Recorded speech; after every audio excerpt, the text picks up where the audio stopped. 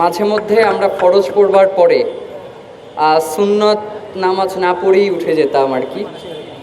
তো শহীদ ওসমান হাদিকে আমার যতদিন ধরে পরিচয়, আমি তাকে কখনোই দেখি নাই যে আল্লাহর রাসূলের এই সুন্নতটা ছেড়ে দিয়েছে।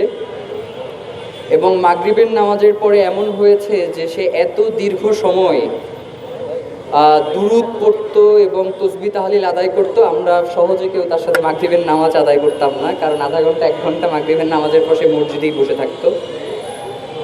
তো আজকে আমরা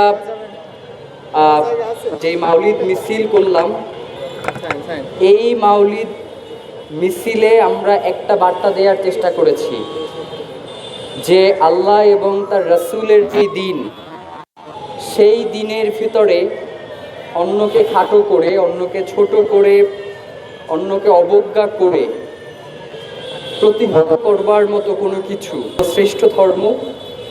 এবং আজকের এই দিনে আল্লাহর রাসূল আমাদের কাছে এই দুনিয়াতে পা রেখেছেন।